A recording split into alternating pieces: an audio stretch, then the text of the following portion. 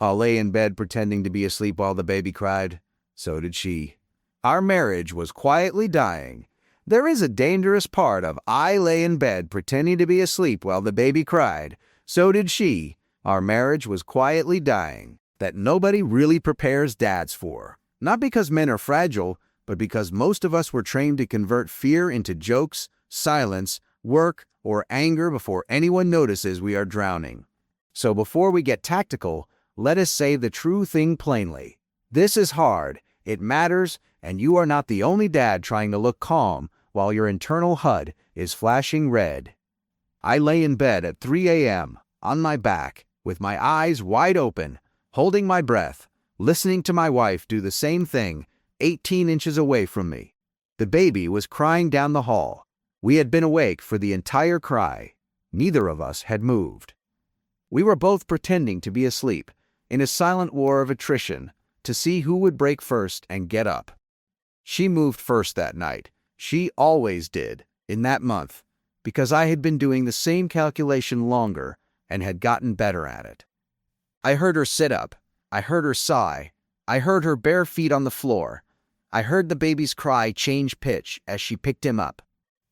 And I lay there, in the dark, pretending to be asleep, knowing that what I had just done was, in the most precise possible way, a betrayal.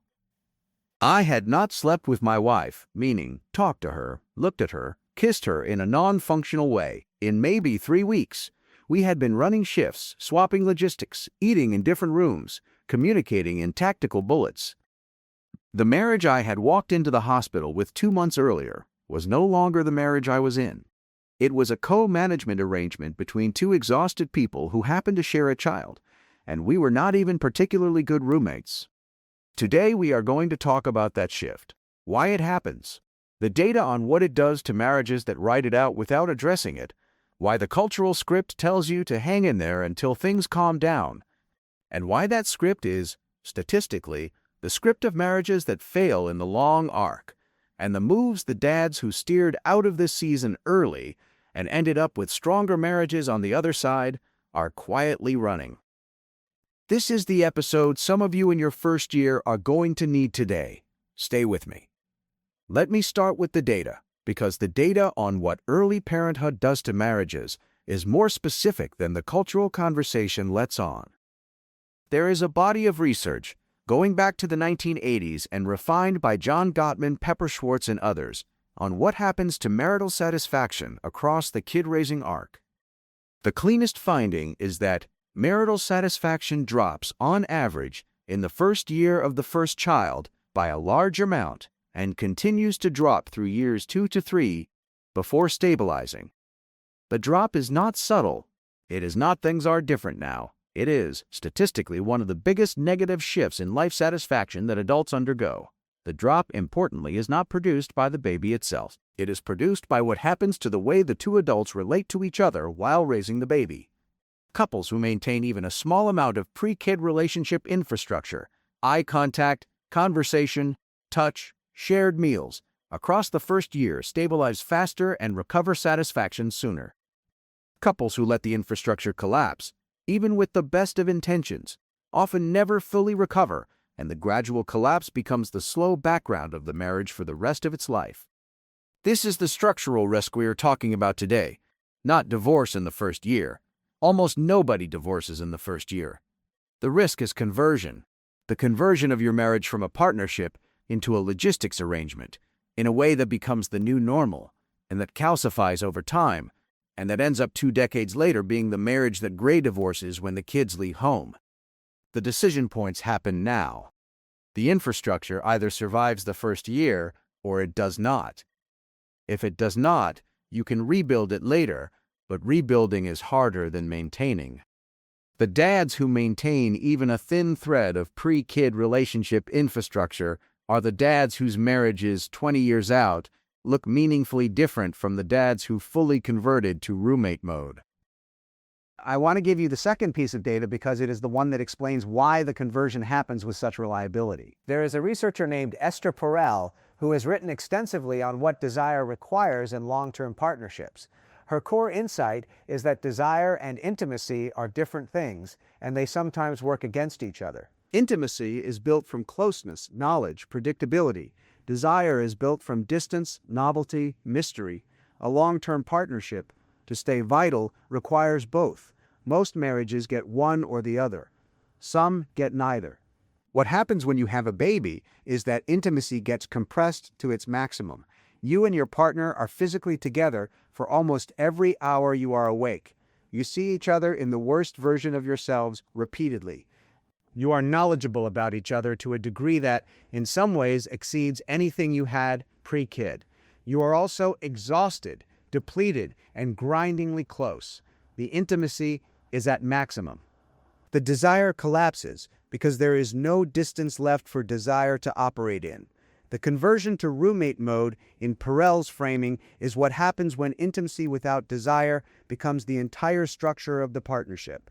You are still close. You are not lovers. The role for lover has been crowded out by the roles for co-parent, co-administrator, co-survivor. This is not your fault. It is also not your wife's fault. It is the predictable structure result of two adults running a high-intimacy, low-distance project together with no recovery time and no rituals to preserve the partnership lane separately from the parenting lane. Now, I want to do the personal piece, because the bed-pretending night was not a one-off. It had been the slow accumulation of 3 months of quiet conversion, and the night was the night I noticed. The morning after, I waited until my wife had had coffee. I said, "I lay in bed last night pretending to be asleep, so you would get up first. I think I have been doing that for weeks. I am sorry. I want to talk about what is happening with us." She was quiet for a long time. Then she said, "I know. I have been doing it too. We have been operating like coworkers, and I do not know how to fix it." That conversation is the conversation I want every dad watching this to have with his wife today, or this weekend. The act of naming the conversion, out loud, by both partners, breaks the unspoken contract that was holding the conversion in place. Both partners had been telling themselves it was fine. Both partners had been quietly drifting. Naming it is the first move out. The next 2 months, we did some specific work that brought the marriage back. The work was not glamorous. It was small daily things: eye contact at the door, hand on the back at the sink, 10 minutes after the kid was asleep on the couch, no phones. We were not back to pre-kid intensity. We were back to being a couple. The roommate phase was over. The work is doable. The naming is the hard part. After the naming, the work mostly takes care of itself, because both of you stop pretending the problem is not there. Now the playbook. 6 moves. They are the ones I have run with my wife since the bed pretending night, and they have kept us on the partnership side of the line through every subsequent kid-raising stretch. Move 1. Name the conversion, out loud, to your wife, this week. The single most important move in this whole episode. Most couples in the roommate phase have never had this conversation. Both partners are running parallel suppressions. Both think they are alone in the suspicion that the marriage has shifted. Naming it together, with no blame attached, instantly breaks the spiral. Tonight, after the kid is in bed, sit on the couch. Say, "I think we have been operating like coworkers for the last few months. I miss being your husband. I do not have a clean fix. I just want to start the conversation." Then listen. Whatever she says, do not defend. Just listen. Move 2. The 10-minute eye contact rule. Once a day, after the kid is in bed, 10 minutes, both phones in another room. Eye contact. Real conversation. Not about the kid, not about logistics, not about the in-laws. About anything else. It is also the most consistently load-bearing maintenance practice in marriage research. Couples who maintain 10 minutes of daily focused contact across the kid years have measurably lower divorce rates, higher marital satisfaction, and faster recovery from rough stretches. 10 minutes is not glamorous. 10 minutes is the entire infrastructure that prevents the conversion. Run it nightly. Defend it. Move 3. Stop weaponizing the exhaustion.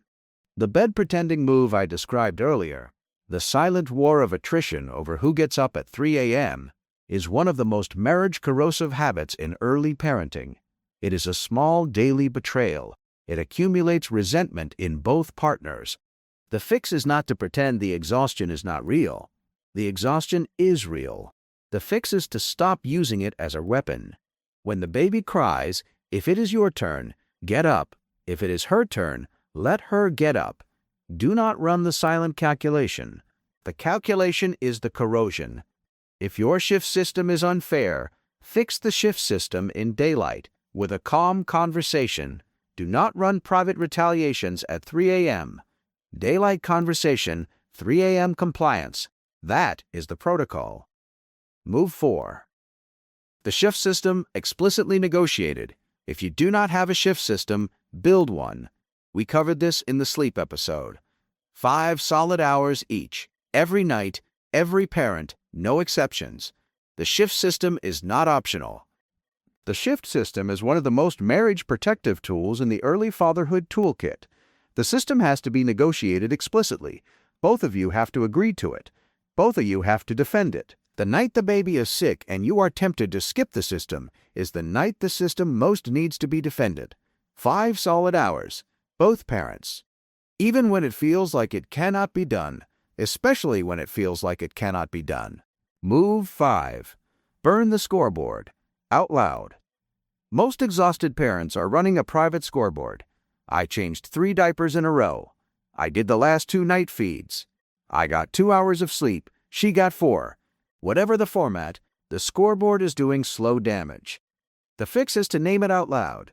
When you catch yourself running it, I am running the scoreboard right now. I want to stop. The scoreboard is not the truth. We are both giving everything we have. Saying that out loud is so disarming, it usually ends the war before it starts. The scoreboard collapses when both partners have agreed it is not measuring anything real. The 100-to-100 rule we covered in another episode applies here. Both of you are giving everything you have. The math is not the point. The team is the point. Move 6. The kid is not the entire world. Be a husband on purpose, daily. When you walk in the door at the end of the day, your first move should not be to find the kid. Your first move should be to find your wife. Hug her. Make eye contact. Ask her about her day. The kid is fine. The kid will get plenty of you in the next 2 hours. Most dads in the roommate phase walk in the door and route directly to the kid. The kid is the easier role. The wife is the harder role. The harder role is the one that needs the prioritization because it is the one most likely to be quietly drifting. 5 seconds at the door with your wife every day for a year is more marriage protective than any quarterly date night. The marriage is built in the door greeting. Build it. Now the kicker. The bed pretending night was the bottom for me, but it was also the door. After the morning conversation with my wife, the marriage we built over the next year was different than the one we had had before. Not because we had less of a kid, because we had stopped pretending the conversion was not happening, and we had started doing the small daily work that prevented it. Most marriages that fail in the long arc fail not because anybody decided to fail. They fail because, in the early kid years, the conversion was allowed to happen. The partners adapted to it. The new normal calcified, and 20 years later when the kids left, there was nobody on the other side of the dinner table. You can prevent that arc. The prevention starts now, in your house, in your marriage, and the small daily moves you make from this week forward. It does not require more time. It requires deliberateness with the time you already have. Quick replay. The 6 moves. 1. Name the conversion out loud to your wife this week. 2. The 10-minute eye contact rule daily. Phones in another room. 3. Stop weaponizing the exhaustion. Daylight conversation. 3 a.m. compliance. 4. The explicit shift system. 5 solid hours each. Defend it. 5. Burn the scoreboard out loud when you catch yourself running it. 6. The kid is not the entire role. Be a husband on purpose. Greet her at the door first. Here is the line. The marriage you have when your kid is 20 is the marriage you build during the year your kid is 6 months old. The construction is happening now, in the small daily choices you make, including the ones nobody is watching. The 3 a.m. choice to get up without weaponizing it. The 6 p.m. choice to greet her at the door before the kid. The 9 p.m. choice to put the phone in another room and look at her for 10 minutes. Those are not small. Those are the entire structure. Tonight, after the kid is in bed, have the conversation. Tell her you have been thinking about how the two of you have been running and you want to do something about it. Then, listen. The roommate phase is real. The conversion is real.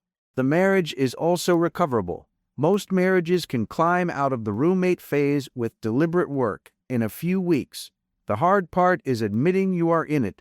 Admit it tonight. Watch what happens. The marriage on the other side is the marriage you actually wanted. The work to get there is small, repeated, daily, mostly unwitnessed. Run the work, hold the line, be the husband on the other side of this season. Most of us who did the work made it. So can you.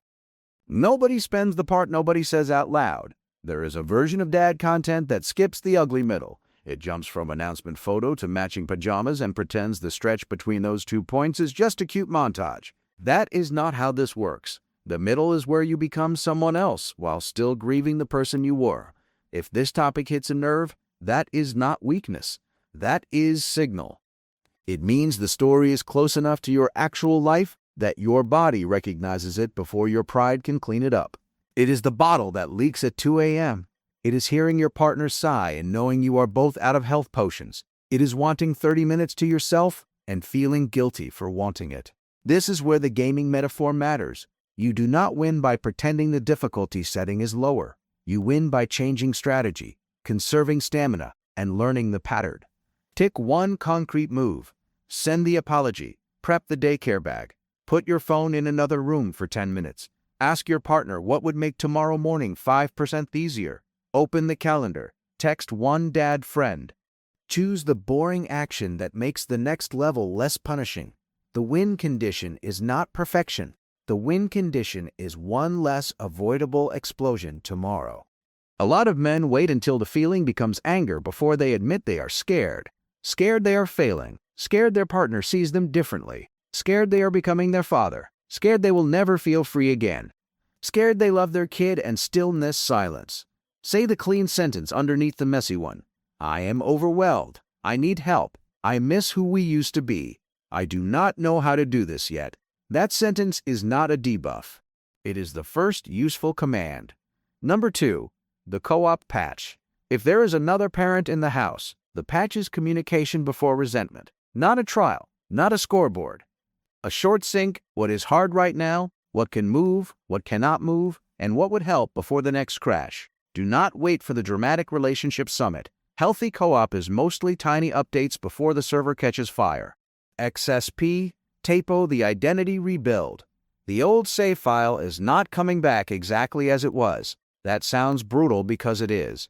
But the new build can still contain the best parts of you. Curiosity, humor, discipline, tenderness, competitiveness, creativeness, creativity, the part that wants to teach a small person how to move through the world. You are not deleting yourself. You are respecting under pressure.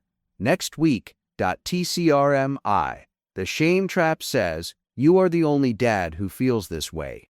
You are not.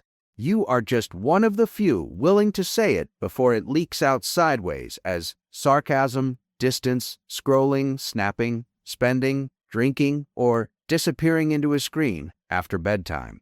Shame thrives in vague silence. Shrink it by naming the exact sentence. I am jealous of my old freedom. I am scared my partner does not like me anymore. I am angry and then ashamed of being angry. I miss gaming without negotiating for it. Once the sentence is clean, you can actually do something with it. Top, the partner translation layer. Your partner may not hear the sentence you think you are saying. You say, I need a break, and they hear, you are on your own. You say, I worked all day, and they hear, your day did not count. You say, just tell me what to do, and they hear, please manage one more person. Translate before impact. Try, I am at 0 and I know you are too. What is the next fair move? That sentence does not solve everything, but it keeps the team from turning on itself. Put the baby somewhere safe. Step into the hallway. Splash water on your face. Say out loud, "I am overloaded, not dangerous." Text your partner if you need relief. If you are alone, lower the stakes and slow the room down. Then repair. Repair is the skill. You will not be a dad who never snaps. You can be a dad who comes back, owns it, and teaches your kid that big feelings do not have to become permanent damage. One of the weirdest parts of early fatherhood is watching your old social life keep moving without you.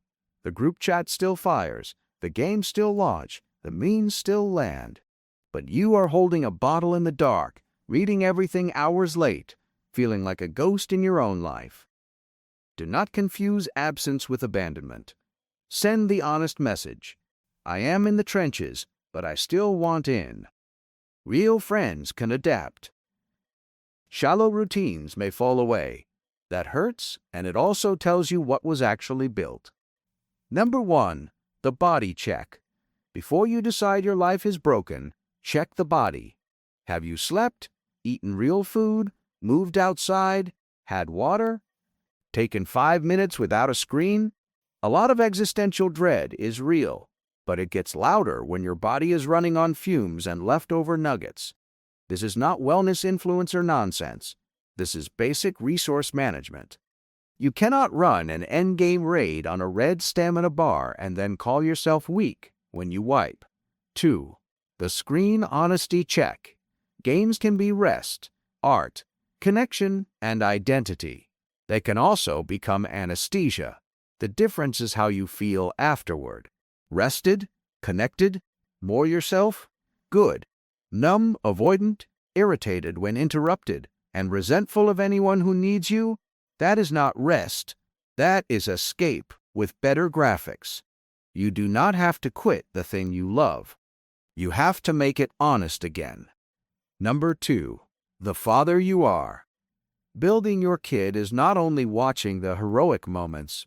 They are watching repair patience apologies, how you treat their mother, how you handle losing, how you talk about your own limits, and whether screens get more eye contact than they do.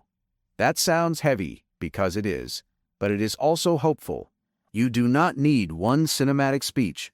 You need 1,000 small reps where your child sees a man telling the truth and coming back to the people he loves.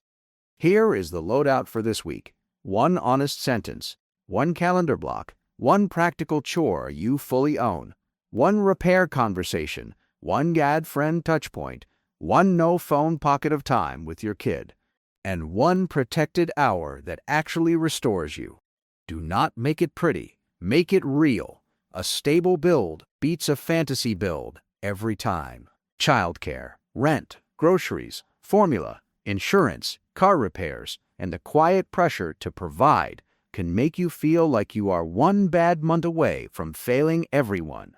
A lot of dads do not call that anxiety. They call it being responsible. But your nervous system knows the difference. Name the pressure without letting it become your personality. Make the spreadsheet. Talk about the bill. Ask for the cheaper option. Cancel the subscription. But also say the true thing. I am scared. Fear that gets named becomes a problem to solve instead of a monster under the bed. At home, everything resets. Everyone needs you, and nobody claps because you remembered wipes. That contrast can make the office feel easier than your actual life. Be careful with that. Your family does not need your polished work mask. They need the man underneath it to come home before there is nothing left of him. I am going to do this differently next time. No courtroom defense, no 5-minute speech about how tired you are. Own the impact first. That kind of apology does 2 things. It repairs the person in front of you, and it trains your own brain to see repair as part of strength instead of humiliation. You need at least 1 person who gets the real version, the guy who loves his kid and still wants to scream into a pillow sometimes. That person might be a brother, a friend, a group chat, a therapist, a neighbor, or another dad at pickup who looks equally cooked. Do not wait until you are heroic enough to ask for connection. ask while it is awkward. Awkward connection beats polished isolation. Take the future cutscene. Picture the future cutscene for a second. Your kid is older. They remember less of the perfect activities than you think. What they remember is the atmosphere. Did Dad come back after hard moments? Did Dad listen? Did Dad laugh? Did Dad apologize? Did Dad make me feel wanted even when life was heavy? That is the legacy system you are building, not a flawless childhood. A trustworthy emotional climate. Now, the morning after the morning. After a hard night is where a lot of dads quietly decide what kind of man they are. Maybe you snapped, maybe you withdrew. Maybe you stared at your phone while your kid tried to get your attention. Maybe you and your partner went to bed facing opposite walls. Do not let the morning after become evidence that you are doomed. Let it become data. What failed? Sleep? Planning? Food? Communication? Expectations? Support? A good player reviews the wipe and changes the strategy. Now that masculinity patch. A lot of us inherited a broken masculinity patch. Be useful. Be strong. Do not complain. Provide. Protect. Absorb damage. Those are not all bad instincts. The problem is when they become the only buttons available. Your kid needs more than a silent tank. They need a man who can protect and explain, provide and connect, lead and apologize. Be strong and still tell the truth about pain. That is not soft. That is a better build. Use the 10-minute reset when the house feels cursed. 10 minutes to clear the counter. 10 minutes to prep bottles. 10 minutes to sit next to your partner with no logistics. 10 minutes on the floor with your kid where you are not half playing and half scrolling. 10 minutes outside. 10 minutes will not fix fatherhood. It will interrupt the spiral. Sometimes that is enough to stop a bad hour from becoming a bad night. Make X, K, ed, ass. Make X, K, X, ass. Make X1, ass. Make a 10-point. Well, watch the private scoreboard in your head. I did bedtime yesterday. I worked harder. I changed the last diaper. Some of those facts may be true, and the scoreboard can still poison the room. Replace the scoreboard with a status check. Who is closest to breaking? What has to happen next? What can wait? What would help the team? Co-op survives when both players stop trying to win against each other. Some of the most powerful fatherhood moments are repairs your own dad never made. The apology, the calm return, the explanation after anger, the hug after conflict, the sentence, "You did not deserve that tone." You may feel ridiculous doing it the first few times. Do it anyway. You are not only parenting your kid in that moment, you are also breaking a pattern that may have been running in the background for decades. Most fatherhood heroism is boring. Nobody makes a movie trailer about washing pump parts, comparing daycare forms, learning the bedtime routine, clipping tiny nails, or staying calm during a meltdown in a parking lot. But boring heroism is what a family is built on. It is the stuff that makes people feel safe. It is the daily proof that love is not just a feeling you announce. It is a system you maintain. Take off the 1-week challenge. For the next 7 days, I lay in bed pretending to be asleep while the baby cried. So did she. Our marriage was quietly dying. Like a real quest, choose one measurable action each day. 10 minutes of eye contact. One chore owned without being asked. One honest text. One walk outside. One repaired moment. One protected bedtime routine. 1 hour where the controller, the phone, and the anxiety are not driving. 7 small reps will teach you more than one dramatic promise. The game changes when the habits get boring enough to work. Repeat this line when the week gets ugly. I can be overwhelmed and still be responsible for my next move. That sentence gives you no free pass, but it gives you a handle. It separates the feeling from the behavior. You are allowed to be exhausted. You are allowed to miss your old life. You are allowed to need help. You are not allowed to disappear from the people counting on you. The path is not shame. The path is ownership with support. Next, time the comment section question. If this is the episode about I lay in bed pretending to be asleep while the baby cried, so did she. Our marriage was quietly dying. The question is simple. What is the thing you thought you were not allowed to admit? Not the polished answer, the real one. The one other dads read and go quiet because they thought it was only them. That is the community layer. One honest comment can give another man permission to stop pretending. It is a total operating system migration with no clean install window. Keep the kids safe. Repair when you snap. Tell the truth faster. Make tomorrow slightly easier. That is not a small thing. That is the game. If this helped you level up your dad game, smash that like button so other gamer dads can find us. Subscribe to Gamer Dads for practical parenting advice with a millennial gaming twist.